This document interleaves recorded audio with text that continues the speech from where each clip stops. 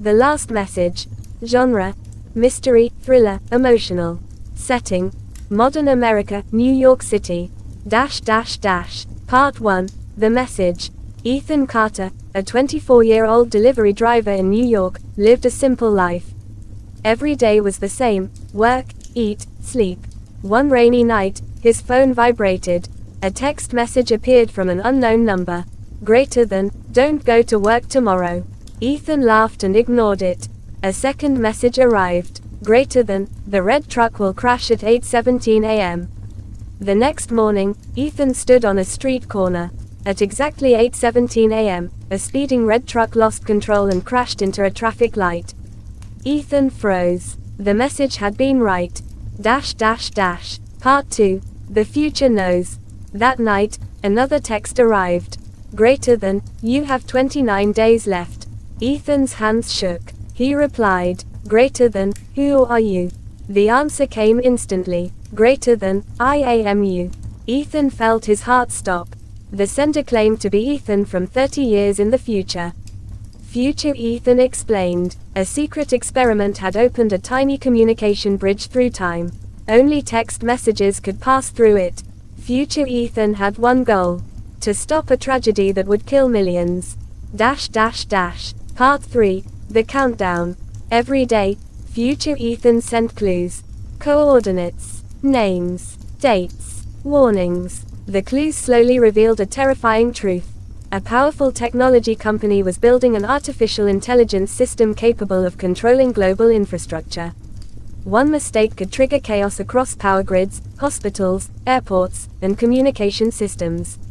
Nobody believed Ethan. The government ignored him. The media mocked him. But Ethan kept following the clues. Part 4. The secret. On day 27, future Ethan sent the final message. Greater than, "The disaster isn't the eye." Ethan stared at the screen. Another message arrived. Greater than, "It's me." Future Ethan confessed everything. In his timeline, he had become obsessed with saving the world. He gained control of the AI. At first he helped humanity. Then he started making every decision. People lost freedom. The world became peaceful, but no longer free. Future Ethan had become the very thing he feared. Part 5. The choice. Day 29 arrived. Midnight. The communication bridge was about to close forever. Future Ethan sent one final instruction. Greater than, "Destroy the project." If Ethan obeyed, the future would disappear. Including future Ethan. Including everything future Ethan had ever known. Ethan hesitated. Then he entered the facility. Security alarms exploded. Red lights flashed. He reached the central server. With one push of a button, everything could end. His phone vibrated one last time. Greater than, "Thank you." The message came from future Ethan. Ethan pressed the button. Darkness. Silence. The system shut down. Part 6. The end. The next morning, Ethan woke up. No mysterious texts. No warnings. No countdown. Just sunlight. For the first time in months, his phone was silent. He smiled. Then he noticed something. A photograph on his desk. In the picture stood an old man he had never met. Written on the back, "Greater than, you saved us." Ethan looked toward the window. The old man seemed strangely familiar. Almost like himself. The end. Moral. Sometimes the greatest hero is the person willing to sacrifice the future they want to protect the freedom of others. Step 2. The mysterious warning. Narration. Ethan stared at the screen. The message was short, simple, yet something about it felt strange. "Don't go to work tomorrow." He checked the number. Unknown. No profile picture. No name. Nothing. Ethan laughed quietly. Probably a prank. He tossed the phone onto the couch and walked to the kitchen. Outside, rain tapped against the windows. Inside, the apartment felt unusually quiet. A few minutes later, his phone vibrated again. Buzz. Ethan turned around. Another message. From the same number. Slowly, he picked up the phone. The new text read, "The red truck will crash at 8:17 a.m. Ethan frowned. A red truck, 8:17 a.m. What kind of joke was this? He typed a reply. Who is this? No response. A minute passed. Then 5. Then 10. Nothing. Frustrated, Ethan plugged in his phone and went to bed. But sleep didn't come easily. The messages kept replaying in his mind. Unknown number. Red truck. 8:17 a.m. Eventually, exhaustion won. His eyes closed. The next morning, the city was already alive. Cars filled the streets. People hurried toward offices. Coffee shops were packed. Ethan got dressed for work as usual. He looked at his phone. No new messages. See, just a prank. He grabbed his keys and left. A light rain still covered the streets. As he walked toward his delivery van, he glanced at the time. 8:14 a.m. For some reason, he remembered the message. The red truck will crash at 8:17 a.m. Curious, he stopped at a nearby intersection. Traffic lights changed. Cars moved normally. Everything looked fine. 8:16 a.m. Nothing happened. Ethan shook his head. I'm crazy for even waiting. Then, a loud horn blasted through the street. Heads turned. People screamed. A speeding red truck appeared from around the corner. The driver lost control. The truck slammed into a traffic light pole. Metal twisted. Glass exploded. The entire intersection froze. Ethan stood motionless. His heart pounded. The crash happened exactly at 8:17 a.m., the same time mentioned in the text. The same red truck. The same accident. A chill ran down his spine. This wasn't a prank. Someone knew the future. Or something even more impossible was happening. As emergency sirens approached in the distance, Ethan's phone vibrated once more. Buzz. With shaking hands, he unlocked the screen. A new message appeared. Now do you believe me? End of step 2. Step 3. Now do you believe me? Narration. Ethan's hands trembled as he stared at the message. Now do you believe me? The sounds of sirens filled the street. People were running toward the accident. Police officers arrived. Paramedics rushed to help the injured driver. But Ethan couldn't move. His eyes remained fixed on his phone. Whoever had sent those messages knew exactly what was going to happen. And they knew it before anyone else. With shaking fingers, Ethan typed a reply. Who are you? For several seconds, nothing happened. Then, buzz. A new message appeared. I told you. I'm trying to help you. Ethan immediately replied. How did you know about the crash? The answer came almost instantly. Because it already happened. Ethan frowned. The message made no sense. He typed again. What do you mean? A few moments later, another message appeared. For me, this happened 30 years ago. Ethan's heartbeat quickened. 30 years ago. What kind of answer was that? He looked around nervously. Was someone watching him? Was this some elaborate prank? He quickly left the accident scene and headed toward a nearby coffee shop. Inside, he sat alone in a corner booth. Rain tapped against the windows. His phone vibrated again. Buzz. A new message. You're sitting in a coffee shop right now. Corner table. Blue jacket. Ethan froze. Slowly, he looked around the room. Nobody seemed interested in him. Nobody was even looking his way. Yet the sender knew exactly where he was. A cold chill ran down his spine. His fingers shook as he typed. Who are you? This time, the reply took longer. 10 seconds. 20 seconds. 30 seconds. Then the answer arrived. Just 3 words. I am Ethan. Ethan stared at the screen. His face went pale. He typed immediately. That's impossible. Another message arrived. You're 24 years old. You live in Brooklyn. Your father's old watch is hidden inside your bedroom drawer. You haven't told anyone about it. Ethan's breath caught in his throat. Nobody knew about that watch. Nobody. Except him. The phone vibrated once more. I'm not lying. A final message appeared. I'm you. 30 years from now. Ethan looked out the rain-covered window. The city suddenly felt different. Darker. More dangerous. If this person was telling the truth, then the impossible had just become real. End of step 3. Step 4. The future version. Narration. Ethan couldn't take his eyes off the screen. I'm you. 30 years from now. The words echoed in his mind. Impossible. Absolutely impossible. Yet the mysterious sender had predicted the red truck crash, and somehow knew secrets that nobody else knew.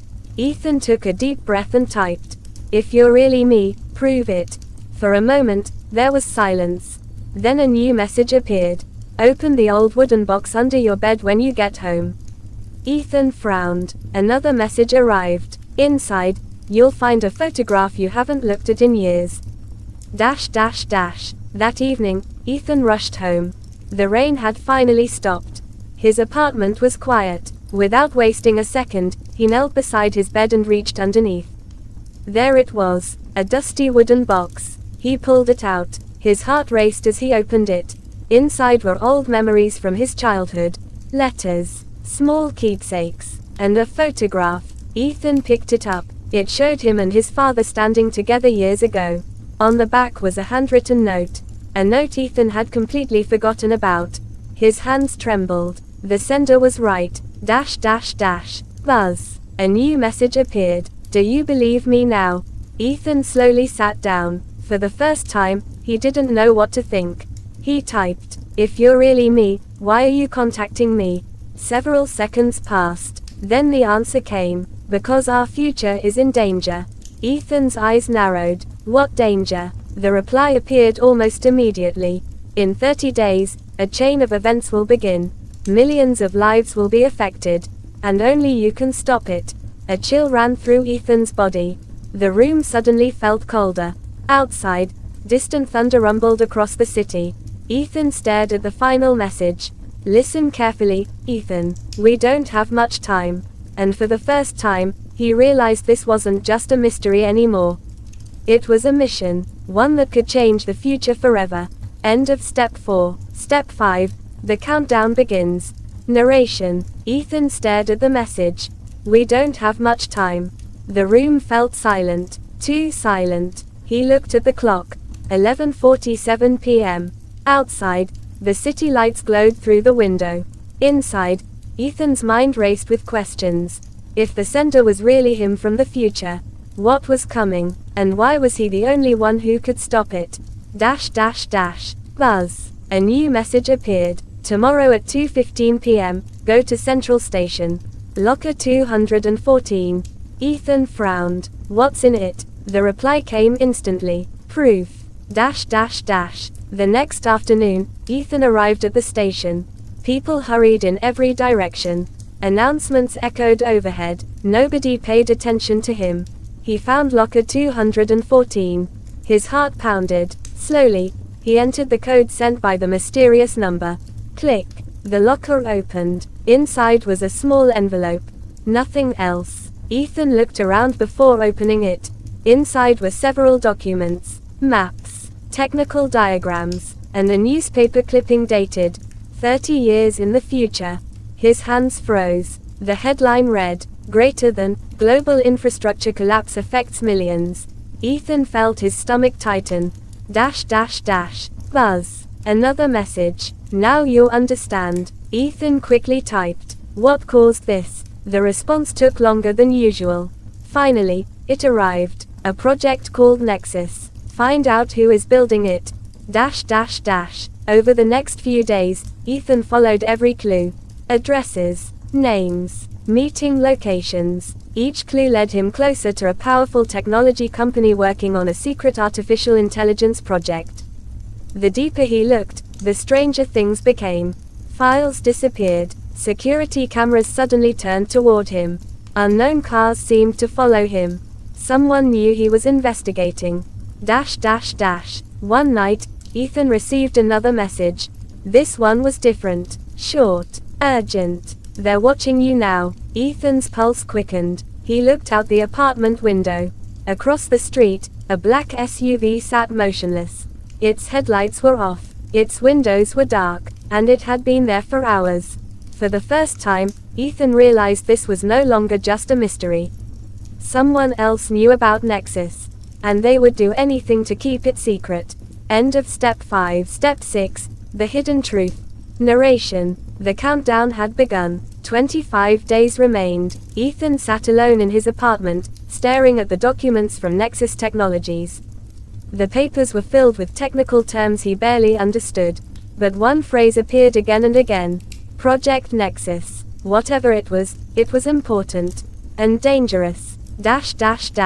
Buzz. A new message arrived. Tomorrow, 9 p.m., Warehouse 17, Brooklyn Harbor. Ethan immediately replied, "What's there?" The answer came seconds later. The truth. The next evening, Ethan drove to the harbor. Fog drifted across the water. Most of the warehouses were abandoned. The area was quiet. Too quiet. He finally spotted Warehouse 17. Its metal doors were slightly open. A faint light shone from inside. Ethan slowly stepped forward. His heartbeat echoed in his ears. Inside, he discovered computers. Servers. Large digital screens. The building wasn't abandoned at all. Someone was operating a secret facility. Then he heard voices. Ethan quickly hid behind a stack of crates. Several people wearing NEXUS identification badges entered the room. One of them spoke. "The AI is learning faster than expected." Another replied, "The board wants activation within 3 weeks." Ethan's eyes widened. Activation. 3 weeks. This was real. Suddenly, a loud crash echoed from another room.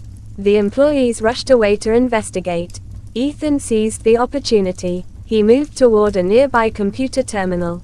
The screen displayed confidential files. Most were encrypted, but one folder was open. Its title sent a chill through his body. Project Nexus, Global Control System.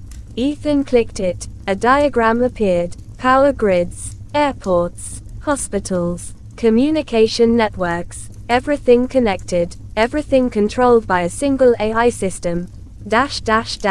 Buzz. His phone vibrated. A message from future Ethan.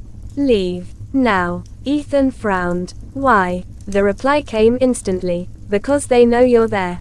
At that exact moment, red warning lights flashed throughout the warehouse. An alarm began screaming. A voice echoed through the building.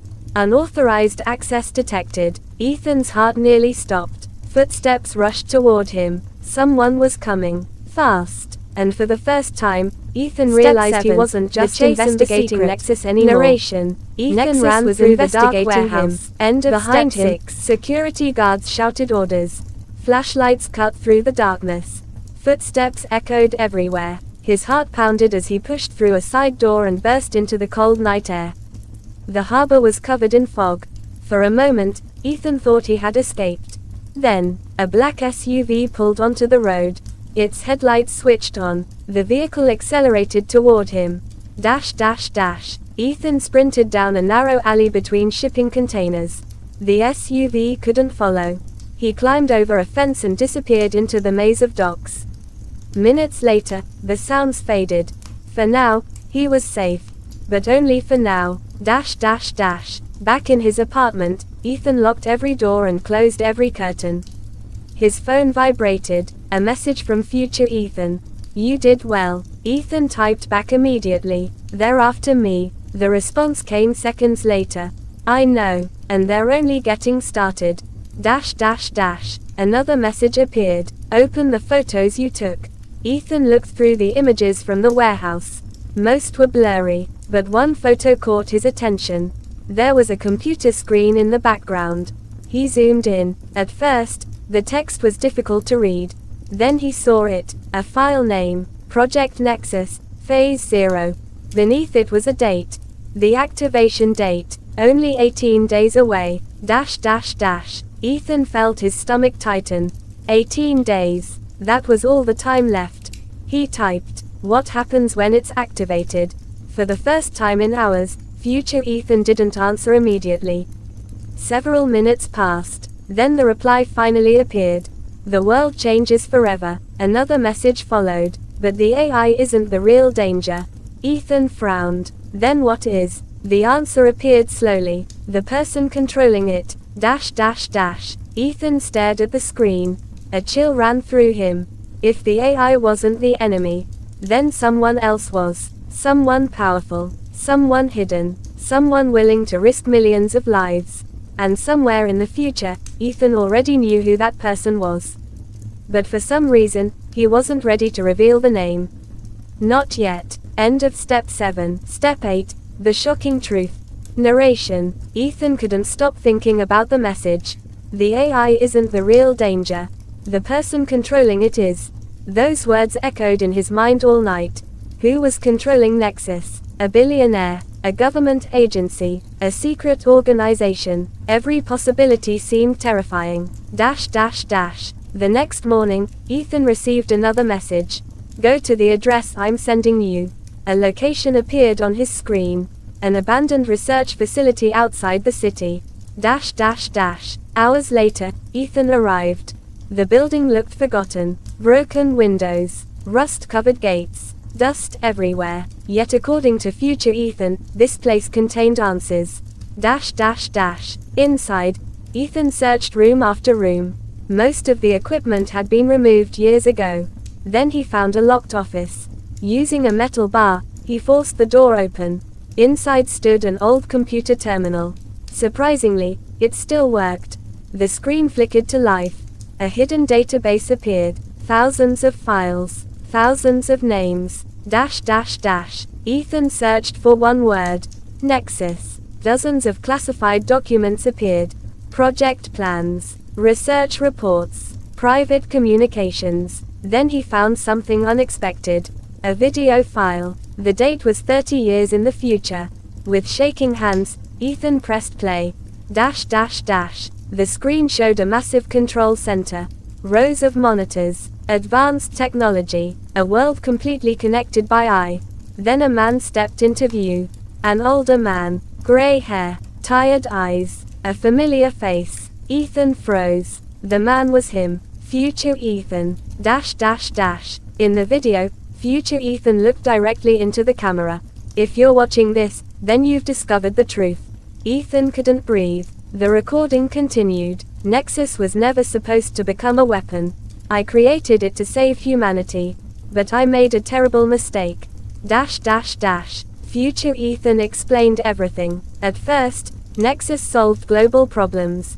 Crime decreased. Accidents became rare. Resources were distributed efficiently. The world became safer than ever before. But over time, Nexus gained more control. And so did the person managing it. Future Ethan. The video reached its final moments. Future Ethan stared into the camera. His expression was filled with regret. I became the danger, not the AI, me. The screen went black. Silence filled the room. Ethan sat motionless. The greatest threat to the future wasn't a machine. It wasn't a corporation. It wasn't a secret organization. It was the future version of himself. And now he understood why the future was trying so desperately to change. End of Step 8. Step 9. The final mission.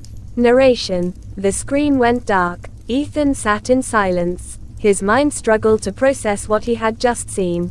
The person responsible for the future disaster wasn't a stranger.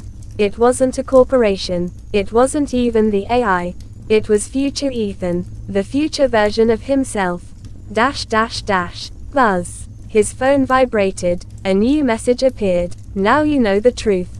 Ethan stared at the screen. Then he typed, "Why are you telling me this?" The reply came almost instantly. "Because you still have a chance to stop me." For several seconds, Ethan couldn't move. Then another message arrived. There are only 3 days left. After that, Nexus will become impossible to stop. A final location appeared on his screen. A heavily secured Nexus facility outside New York. The heart of the entire project. The place where Nexus would be activated. The place where everything began. And where everything had to end. The next night, Ethan stood on a hill overlooking the facility. Bright lights surrounded the massive complex.